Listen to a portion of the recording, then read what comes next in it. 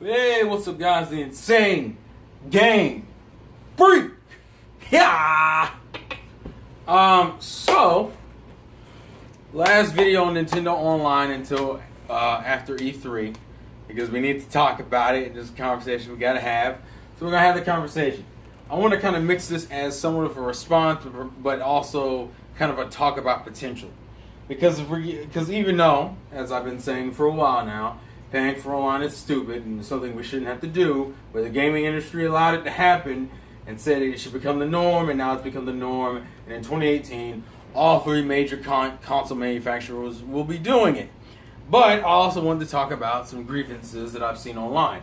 Now, I'm not here to defend everything. I'm here to really talk about a particular thing. So if you're complaining about the online and being paid for it from Nintendo specifically because it's Nintendo and they haven't really proven themselves with that kind of shit before, perfectly fine. If you're bitching because of the phone app and it only being on your phone and what an inconvenience that brings, because it also requires you now to have a phone to take advantage of that feature that you're paying for, perfectly fine complaint. Not even talking about that. There is some misinformation going around and then also people just trying to downplay the service based off what we know, when the service is actually in some ways more appealing than Sony and Microsoft service. Which I did go up and look, but you guys can correct me in the comments section if I get anything wrong. So I'm going to start with the response, but also the other half of this will be just the potential of Nintendo's online service. Because the cool thing is even though I don't want to pay for online, if their online is competitive, it now gives Sony and Microsoft a reason to change up what the fuck they're doing. And guess what? You guys benefit from it. Everyone benefits from that, from the competition. Hence why we do it. Alright, so the first thing is the misinformation. Because I was watching Levelhead's podcast, and I, although agree with certain things, I disagree with others. And the first thing is how we were like, oh, it's not a comparable service to Sony and Microsoft service. Which confuses me, because all you have to do is go look on Nintendo's site and you can see it literally offers almost the exact same things. As I said, the voice app complaints are perfectly fine. I'm not arguing the voice app, but like everything else, Microsoft and Sony offer discounts. Nintendo's going to be offering discounts. They online network play. They're online network play that's across the other platforms.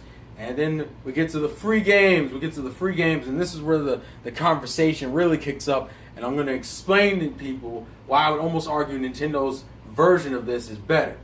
So they're all using, unfortunately, if Nintendo was going to copy anything, they copy Sony and Microsoft's way of handling virtual console, but they're the free games. It's a Netflix style service, like the other two, where as long as you as long as you have the service, you get to play the free games as much as you like and as long as you like. But, and this is conjecture, so this could easily turn out wrong, but as of right now, from what we saw in, I believe it was the Kotaku article or Polygon article where he talked to a Nintendo representative, the way he phrased the classic the free game service is that it would give you NES, possibly Super NES games with online functionality. And the way he phrased it was like a growing library of games, like an ever-growing library of games. This is the part that this is what ticked me off about the Levelhead podcast, is that you had like Jedi Knight and like D2K in there talking like, oh, well, look how great Sony service is. Sony service, the one thing that Sony and Microsoft have over Nintendo's is, for one, their games are new. That's like the big thing. Most of their games are either PlayStation 3, PlayStation 4, or PlayStation Vita, with possible cross-buy depending on the game. And that's what makes it somewhat appealing, is because they're newer games. But the way I would say Nintendo's is better is that Nintendo's adds extra functions to their games. Because from what I understand, none of those games that are getting re-released through the PlayStation Plus are changed in any way. They're literally just the same game. So there's no added features to them. Whereas with at least the NES games and possible Super NES games we're getting, those already have a guaranteed online connectivity, which means I get more games to play online for the online service I'm paying for, which is automatically a better deal by that itself, on top of the fact that it's a growing library of games, unlike Sony and Microsoft. This is something I'm surprised not many people talk about, Because it was such a major it's such a major difference. The difference as of right now is that Nintendo's will be a online like catalog of games, meaning the games, it will stack and it'll be more and more games as the months go on. It will start with maybe like 6 or 7 and turn into like 20 or 30 by the end of the year or whatever the fuck. The point is that it's a growing catalog in games. And some of you would ask, well, what the fuck is the big deal? Sony and Microsoft don't do that. Sony and Microsoft literally just rotate games out. So like, which is technically smarter as a business move.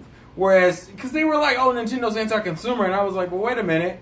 Sony and Microsoft rotate their games, meaning if you wanted, let's say, NBA 2K16, which I think was available for PlayStation Plus at some point recently, if you want to get that game free, you gotta buy PlayStation Plus that month to get it.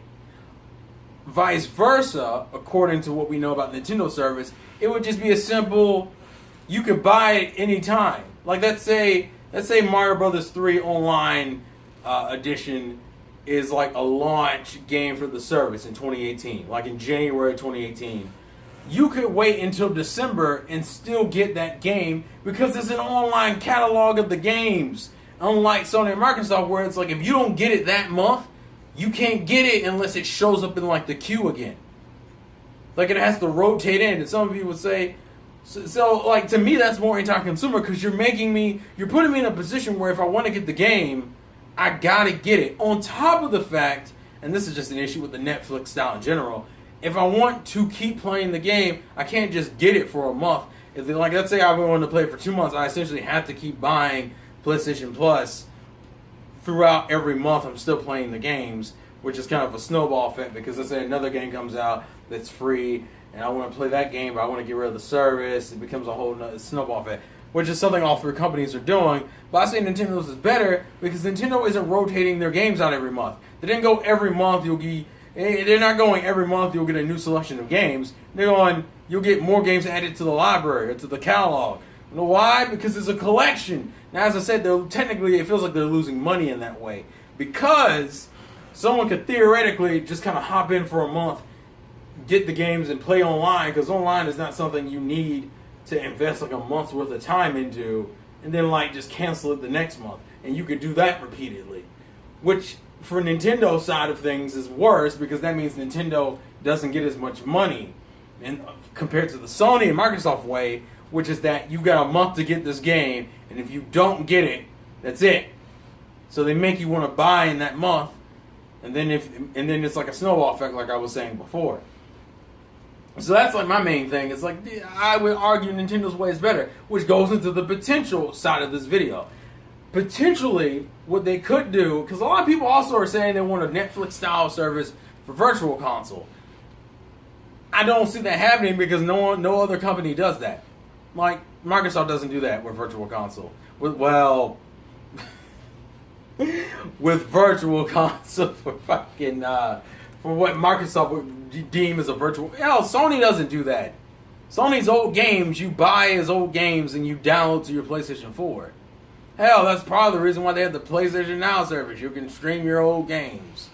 The point is like there's no like real service where you just have a service where you get pretty much like the same service for the online except adding in a Virtual Console option.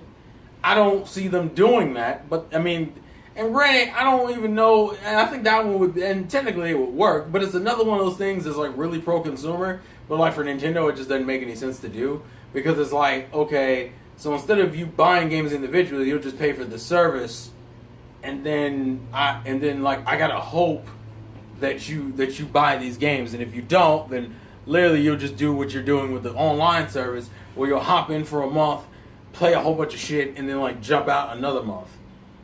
Which, I mean, they could do, but it's another one of those things that's more pro-consumer. It doesn't make sense for a business. Then again, they're doing their online service this way, so I guess we can throw that out the window. But the potential is that maybe Sony and Microsoft would do that. Maybe Sony and Microsoft, instead of rotating games out every month, would just make it a growing catalog of games. I think the part of the reason why they don't do that is because eventually they run out of games. That's part of, like, people go, oh, but they were giving us new games. So we don't know why. It's because they run out of old games to give you. Like literally, they just don't have. I think it's gotten to the point, at least for Sony specifically, they've just run out of games. They're just starting to run out of games to give you. I don't even know how they're virtual, if they have a virtual console, so to speak. Like, do they sell old PlayStation 2 games? Or is it like Nintendo, where you have to kind of just wait for them to put them out, and then you can hope to get them? Or is that what PlayStation Now is for, I guess? I think there's more potential in Nintendo because it's new and because of how weird Nintendo is. Because Nintendo does everything differently, there is potential to have an improved service. Granted, there's also potential, as we've seen with the voice app, for it to be worse. I mean, but that's just the nature of Nintendo at this point. That's how Nintendo is. Whether you love it or hate it, I'm just saying that's how Nintendo is at this point. Nintendo has a tendency of experimenting a lot. But that also leaves a lot of potential for Virtual Console, also on top of the online service. Because really, as I said before in the other video, all they gotta do to fix the voice chat situation is just let you download the app to your Switch. Like, literally, that's all you have to do. But that's besides the point. So, looking at the online situation, because, like, really, they're all offering the same thing. It's discounts on games, online play, voice chat in lobbies, although Nintendo's is right now restricted to a phone, and then free games every month, where I would say Nintendo's is better because it's a library of games. It's not like the games disappear in a month like the other fucking consoles, which they do that intentionally because they're trying to make money off of you. I don't understand. That's what tripped me out about that fucking video. I'm watching the podcast and I'm like, and they're like, oh, these are so anti-consumer. And yeah, and then the argument about how you have cross-buy with games. Well, that's also because Nintendo, and I agree with this argument, that Nintendo constantly tries to reinvent itself every generation. The Wii didn't have an online system. Then you got to the Wii U that did have an online system, and then the fucking Switch said, well, we don't like the way that online system was done, so we're redoing it again, which is what they did. So, like, the Switch doesn't have the advantage of the PlayStation brand, where Sony has been consistently linking up their shit since the PS3. That's why the PS3, the PSP, the Vita, and the PS4 all kind of linked into the same ecosystem. Nintendo's just now starting to consistently do that. So maybe going forward from the Switch, they can get to that point. They're just not right there right now for obvious reasons, because they just now are getting it to that. Like, the Nintendo account was new. That came like near the end of the Wii U life cycle. I mean, Nintendo Network IDs are one thing, but the Nintendo account wasn't made until, like, what, 2016, I think? 2016, maybe late. Yeah, I think it was 2016 when they first did it. So they're starting to go down that Sony route, but just like everything else when it comes to online infrastructure, Nintendo's slow about it. I personally just think that people need to stop undermining the potential this service has. And people are like, oh, well, they should put GameCube games on there. So you won't be like at this point, you just go like at a certain point, you have to discern whether you're being realistic or you just want shit. Because that's like saying, I mean, as much as I don't necessarily like Sony's whole rotation of games, it makes sense as a business, and it makes sense in terms of game library. You keep building a game library, eventually you're going to run out of fucking games, and it's like, well, shit, what do I do? Whereas Nintendo literally has everything from the NES, the Super NES, the fucking, hell, they go back and do the handhelds. You have the Game Boy Color, Game Boy Advance, DS, 3DS, fucking, GameCube, N64, Wii U at this point. They got a whole bunch of shit. I just think, I don't even want that to be a separate service. I think that should, if they're going to do that, that should be included with the online. If you're going to do a virtual console Netflix service, include it with the online. But actually, I wouldn't even say, just honestly, just make the classic game service the virtual console. Actually, that would make the most sense. Because then you could add games for the virtual console, and obviously the newer games wouldn't have the online features to it, but you could just add that shit in, and then eventually just allow me to have the buy option. Like, the deals be on the games. The deals be on the virtual console games I want to get. And I want them to be deals, Nintendo. That's the other thing. They potentially have the ability to have really good deals. Because the one thing that kind of sucks right now is my Nintendo seems really fucking gimped. Like, there is no Switch rewards right now. Do you know what your Switch reward is? It's like phone wallpapers and desktop wallpapers. It's not even really a Switch reward. It's just like a pretend Switch reward.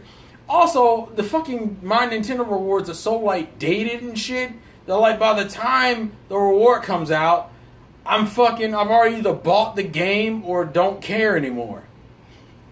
Like their birthday, my birthday's this month. My birthday's this month, and June just started like a few days ago. I got my birthday email. You know what the wrong with the birthday email is? It only gives you like a limited selection of games. And none of them are like Switch games. They're all like Wii U or 3DS games. And I'm like, well, you're trying to migrate a new generation to the Switch. Why wouldn't you have any Switch coupons? Especially considering they're the ones who need it. That's another thing that just needs to be... my Nintendo in general need to be revamped. Which is why I'm hoping the deals with the online service are like real fucking deals and actually benefit the user. Because the ones on my Nintendo, some of them are okay, but like... to me, my Nintendo should reward active gamers, whereas my Nintendo seems to reward like lapsed Nintendo gamers, like Nintendo gamers who only buy like one game and then like don't play Nintendo games for like a year and a half, and then my Nintendo reward comes out and it's like, oh, here's something for Pikmin 3, and you're like, the game came out like 3-4 years ago, and why the fuck? Oh, and it's on a console that you're not even pushing anymore. I don't know. That's just like a mini thing about my Nintendo. I just think the online has a lot of potential, and I would argue in some ways it's better because of the whole that. Now, as I said, the voice chat. I'm not gonna repeat myself. That's too fucking redundant. I need to stop that. Just let me know your guys' thoughts in the comment section below about the online, the price. Obviously, we shouldn't be paying for online to begin with, but the game industry said we should, therefore we do. Because gamers like that, like, oh, this is a travesty. Why are they making us do this? I'm like, you paid for it. You paid for it. You pushed it. You promoted it, and you said it was okay. You said it was okay with the 360. You said it was okay with the PS3. You said it was okay with the PS4. You said it was okay with Xbox One. Now you want to bitch about it because Nintendo's doing it? Get the fuck out of here. Get the fuck out of here. Anyways, the Insane Game Freak. Let's game. Let it win. And I will catch you guys later. Peace out.